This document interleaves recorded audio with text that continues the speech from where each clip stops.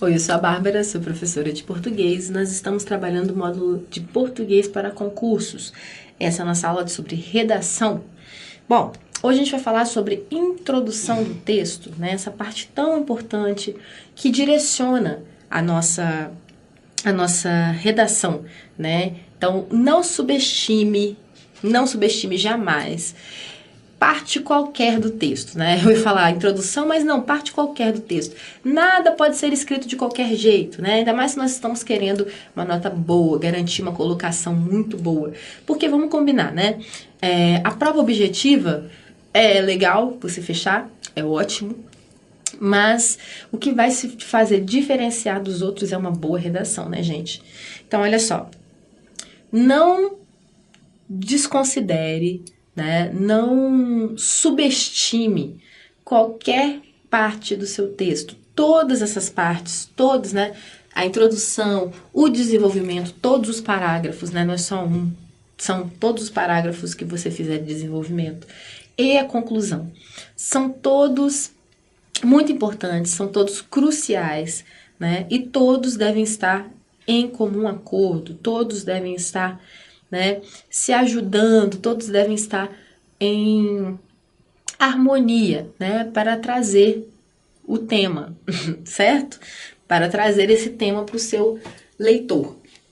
Então, a introdução é um deles, né? É o primeiro passo, certo? Então, vamos lá.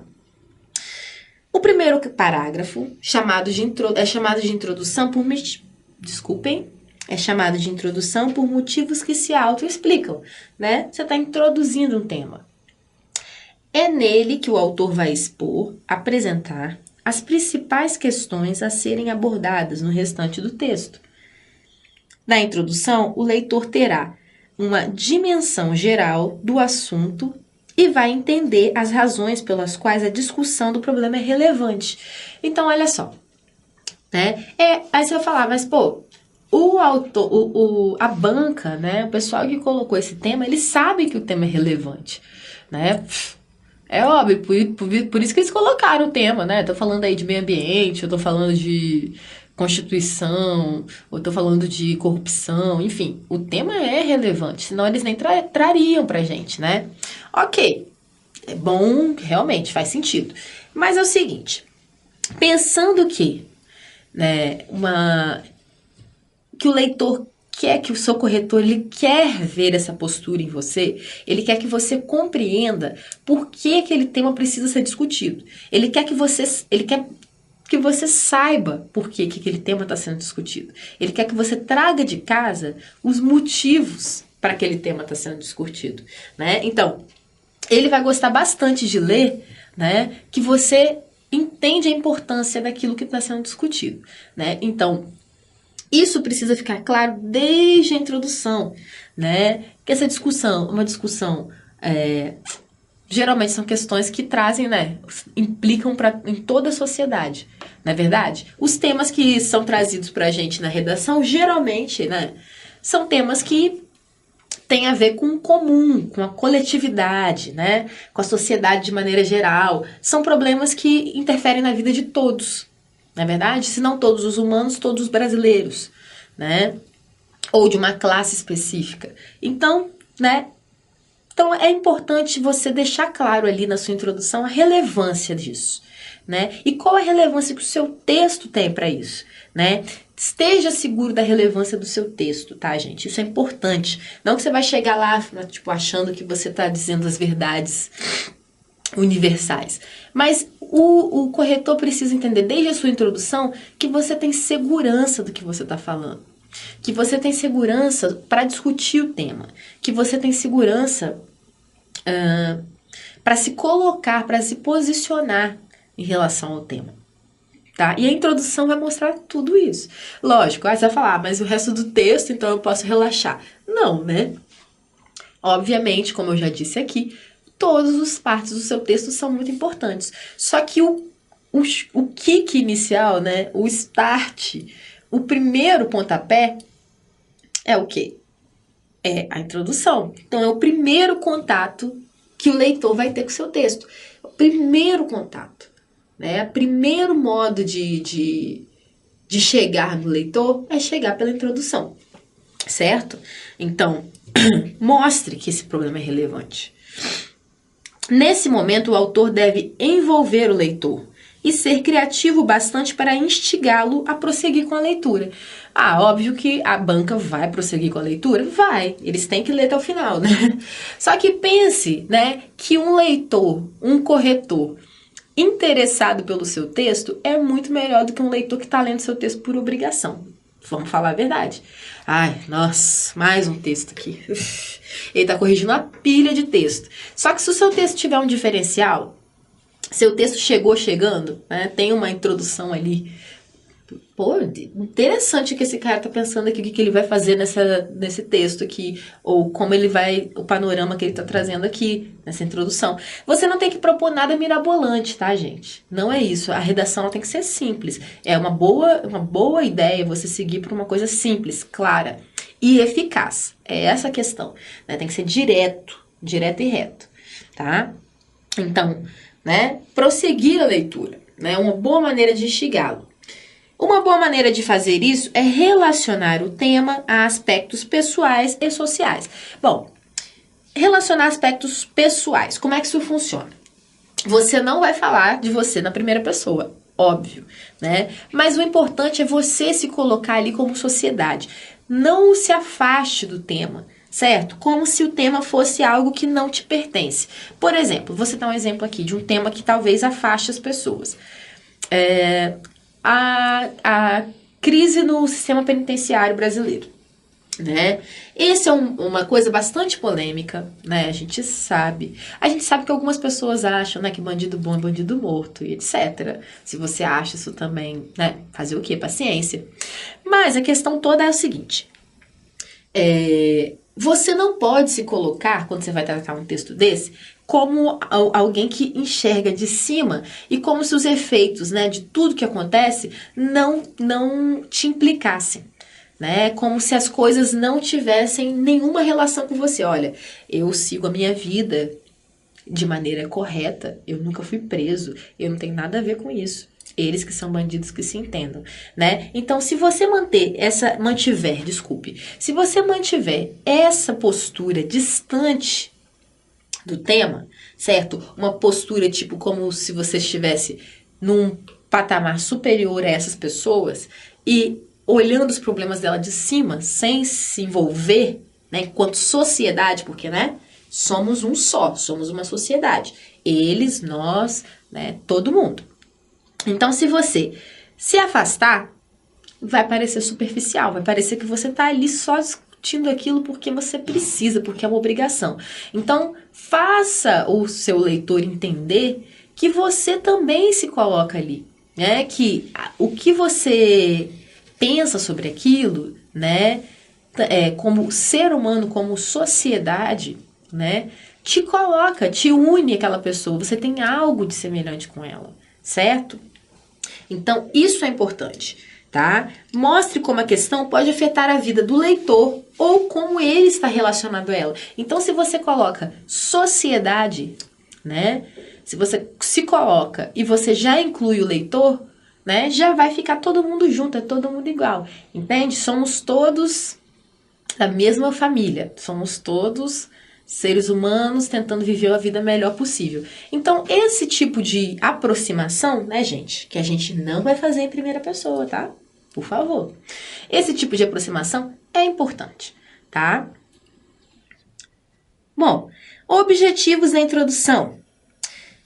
Contextualização do tema proposto. É importante ilustrar o assunto em que o tema se encontra, pois isso prepara o avaliador para o que vai ser tratado na sequência.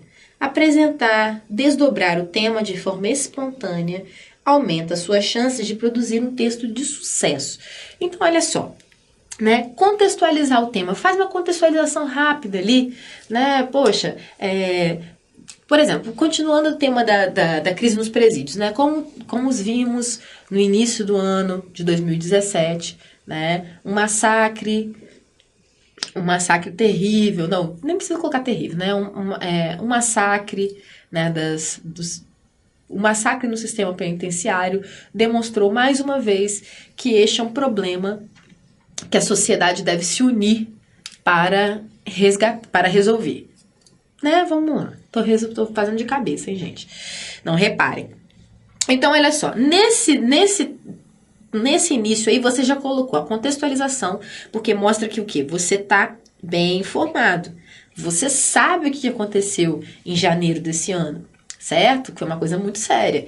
Então, você sabe o que aconteceu, você viu, você está informado, você está lendo, você procurou se informar, você está estudando o tema, né? Então, olha, né? Em janeiro desse ano vimos como, né, o descaso do Estado, né, pode afetar a vida, né, dos presidiários e de todos nós, e em consequência disso, de todos nós cidadãos, né, pelo descaso, né, com que esses seres humanos são tratados e blá blá blá.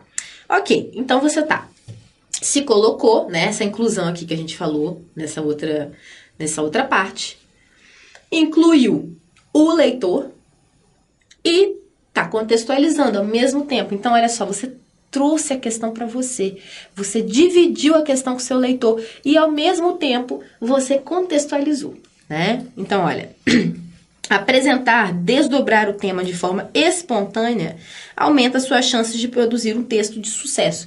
Essa é uma forma espontânea, né? Você está falando sobre o quê? Um reflexo, né? Você é um reflexo, você é sociedade. Então, você também é um reflexo da crise nos presídios. Você também faz parte disso. E o contexto, né? Pô, acabou de acontecer uma crise, né? Nós estamos no meio de uma crise. Então, né? Tá tudo aí. Tá tudo unido. Posicionar-se diante do tema proposto. É importante que o avaliador tenha clareza da linha de raciocínio que será desenvolvida no texto, desde o início. É extremamente prejudicial mostrar qualquer inconstância quanto à opinião defendida, o que exige um discurso firme e convicto, tá? Gente, e opinião, né? Vamos lá. Opinião não é aquela coisa assim, eu acho que... Não. Sabe? Mas o posicionamento que você toma, né? Como você lida com a situação, é isso que vai, desde o início, precisa estar claro para o seu corretor, né? Qual é a sua posição sobre isso? Por exemplo, nessa questão, né, dos presídios, a gente tem duas alternativas, né? Duas alternativas simples, que não fogem aos direitos humanos, né? Que tá tudo dentro do esquema. Você pode falar sobre a questão da privatização ou não. Né? Então, você é a favor? Então, você acha que a privatização vai melhorar essa situação? Ou você acha que o Estado deve ser responsável? Né? Então, desde o início, você já pode deixar claro, né, que você acha que a privatização é a melhor saída. Ou que você acha que o Estado que tem que cuidar mesmo disso. Né? O Estado tem que dar subsídios para esse presidiário se recuperar, para ele voltar integrado para a sociedade. Ou ele só vai se recuperar se iniciativas privadas começarem a tomar conta desses presídios. E por aí vai, né? Então, desde o início você já dá a deixa do que você pensa. É importante. Citar argumentos sequenciais é uma excelente estratégia para encadear a introdução aos parágrafos seguintes, né? Olha, para isso é necessário que os argumentos que serão desenvolvidos sejam elencados de maneira sucinta. É importante também que eles sejam desenvolvidos na ordem que aparece na introdução. Então, gente, citar argumentos sequenciais é o quê? Então, na introdução, você já deu a deixa do que vai ser o seu desenvolvimento. Então, você fala que a questão, né, é importante. Por exemplo, na questão dos presídios, vou continuar aqui, já que eu estou falando sobre. Então, o que é importante? Vamos lá. Aí você fala na sua introdução, olha, a reestruturação, né, dos presídios, né, a capacitação dos presidiários para que eles possam retornar, né? E a mudança da lei de drogas, né, no Brasil, responsável pela superlotação, uma das responsáveis pela superlotação dos presídios. Então tá, são 3 fatores que a gente precisa mudar, certo? Que a gente precisa discutir. Então, se você citar, né, você elencou esses 3 fatores que são importantes nessa reestruturação, nessa recuperação dessas vidas, ou no sistema de maneira geral, né, para que o sistema possa andar, né, em retidão, para que o sistema possa, né, não destruir vidas e sim recuperá-las. Esses são 3 fatores. Então tá, você citou lá na introdução. Então, no primeiro parágrafo, eu vou falar sobre a reestruturação, né, dos presídios em si, os prédios, sobre as construções. No segundo, eu vou falar sobre a capacitação desses presidiários, porque foi a segunda coisa que eu citei. E, por último, vou falar sobre a lei de drogas, responsável, né, grande responsável pela superlotação dos presídios, né, porque, né, pessoas têm sido presas como traficantes e ficam lá esperando por estarem importando uma quantidade ínfima de droga, né. Então, 3 fatores importantes, falei sobre cada um deles em cada um dos parágrafos e olha, né? Então você citou argumentos sequenciais. Por que sequenciais? Porque eles têm que vir na sequência que você citou, ok? Primeiro parágrafo, primeiro argumento. Segundo parágrafo, segundo argumento. Terceiro parágrafo, terceiro argumento. Beleza? Agora nós vamos ver os tipos de introdução. Gente, olha, iniciar um texto requer planejamento e criatividade. Os clichês devem ser evitados a todo custo, como o velho conhecido atualmente na sociedade. Não, gente, por favor, não façam isso. Eu vou ensinar vou ensinar várias fórmulas, né, de você começar uma introdução, tá? Então, há inúmeras formas de introduzir um tema, dentre elas. Quais são as possibilidades que a gente tem? Tem outras, tá? Eu trouxe só algumas. A gente tem a declaração inicial, que é o mais utilizado, que é um dos mais simples também. Consiste em uma afirmativa que carrega um posicionamento direto frente ao tema. Então, vamos ver. Exemplo. Instrumentos midiáticos que buscam constantemente a adesão de consumidores... Desculpe, vamos de novo. Instrumentos midiáticos que buscam constantemente a adesão de novos consumidores a ideais de vida disfarçados de produtos e serviços, não ignoram o incrível potencial de crianças e adolescentes diante deste propósito, né, desse propósito. Então, gente, isso aqui são exemplos, né, que eu peguei na internet com o mesmo tema, é um tema do Enem, tá? Sobre, se eu não me engano, 2017. Então, aqui tem alguns, né, algumas vírgulazinhas que estão faltando, essas coisas, tá? São todos sobre o mesmo tema, fala sobre a lei, né, que proíbe propagandas destinadas a crianças, né, ao público infanto-juvenil. Então, a primeira, né, declaração inicial. Essa introdução vem falando, instrumentos midiáticos que buscam constantemente a adesão de consumidores a ideais de vida disfarçados de produtos e serviços, não ignoram o potencial de crianças e adolescentes diante desse propósito. Então, olha, viu? Já foi claro direto. Já traz a declaração. A gente pode também fazer a interrogativa, né? Neste caso, o autor faz perguntas retóricas que guardam seu posicionamento. É importante que as perguntas sejam respondidas ao longo do texto. Então, gente, o que eu sempre falo para os meus alunos é o seguinte: quer fazer oração de pergunta? Faz, mas é muito importante você ter um compromisso de responder a sua pergunta no desenvolvimento do texto, ou pelo menos na conclusão. O seu texto tem que ser todo trabalhado em direção daquela pergunta. Se for uma pergunta específica, né? Se forem várias, enfim.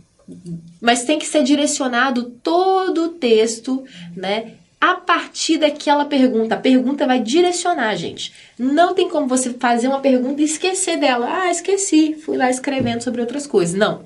Ela vai direcionar tudo, né? Como vai o seu texto. Então, vamos ver. Como não se incomodar com órgãos de comunicação que, maquiavelicamente, fazem seres humanos em pleno processo de desenvolvimento acreditarem em uma realidade utópica, que somente certos produtos e serviços seriam capazes de proporcionar? Olha, difícil responder essa pergunta, tá?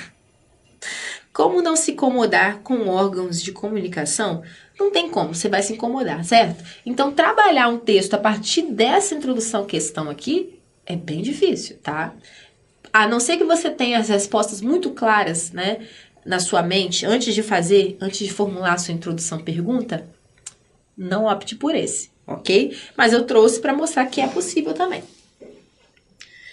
Nós temos a definição, né? Esse tipo de introdução traz um conceito de uma palavra-chave do tema, ou de um outro termo que esteja diretamente relacionado a ele, contextualizando o avaliador. O posicionamento, neste caso, fica por conta do tom da definição, né? Então, a definição não precisa ser do dicionário. Você vai definir, certo? Pode ser do dicionário? Pode. Pode. Mas se você já quiser dar o seu posicionamento através do tom, né, dessa definição, também é legal. Vamos ver. Exemplo. Propaganda consiste em um mecanismo de divulgação de produtos e vantagens obtidas a partir do seu consumo. Quando o alvo dessa divulgação se trata de um ser em meio a etapas de construção de identidade, deve haver todo o cuidado possível. Então, olha só, né? Aqui é uma definição de propaganda. Certo? Consiste no mecanismo de divulgação de produtos e vantagens obtidas a partir do seu consumo. Então, é uma definição que não traz tanto aqui a posicionamento, né? A parte de baixo, entretanto, traz o maior posicionamento do autor, certo? Histórica, né? A histórica situa o avaliador cronologicamente, através do estabelecimento de uma linha temporal evolutiva que apresenta o tema ou em parte, ou tema em parte ou em sua totalidade. Então vamos ver. Exemplo: vivendo desde a implementação do Plano Real em 1994, um período de notável aumento na capacidade de consumo, né? Então, toda a contextualização está aqui, ó. Falando do Plano Real. A população, em geral, tem sido alvo de agências publicitárias interessadas em mobilizar possíveis clientes para os mais diversos produtos e serviços. Em meio a essa massa disposta a comprar, então, olha, tem uma linha do tempo, certo? Então, desde o Plano Real, as empresas de propaganda, né, vem, ó, né, crescendo e ampliando, tentando ampliar o seu mercado aqui no Brasil, certo?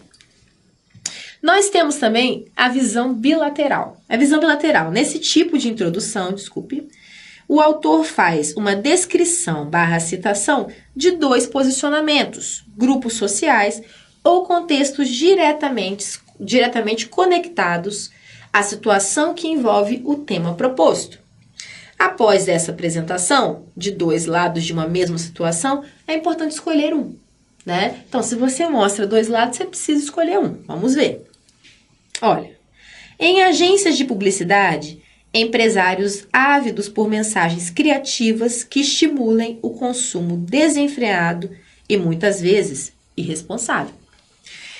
Em frente a vitrines muito bem decoradas, crianças sedentas de ter, usar e muitas vezes ostentar tudo porque seus olhos brilham. Então, olha, você mostrou dois lados da moeda, né? Você mostrou o lado ruim dos publicitários e um lado, nossa senhora, de umas crianças que, assim, eu nunca vi umas crianças assim, sedentas de ter, ostentar, né? Parece mais descrição de adulto.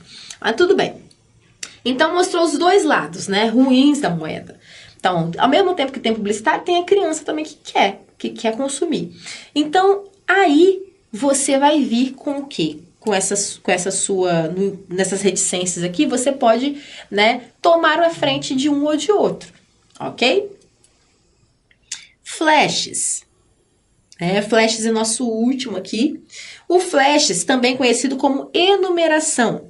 Esse tipo de introdução apresenta termos separados entre si por pontos finais ou vírgulas, delimitando a atmosfera que circunda o termo abordado, né? Então, você vai citar várias coisas que têm a ver com aquele campo semântico. Vamos ver. Bonecas, roupas, cosméticos, entendeu? Então, você já está delimitando, olha, o universo, né, infantil, vamos dizer assim, apesar de eu acreditar que cosméticos não tem a ver.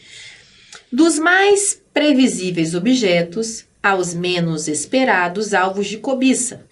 Produtos e serviços têm ocupado o imaginário de crianças e adolescentes, motivados por mecanismos de propagandas que ocupam muitos momentos de suas rotinas, tá?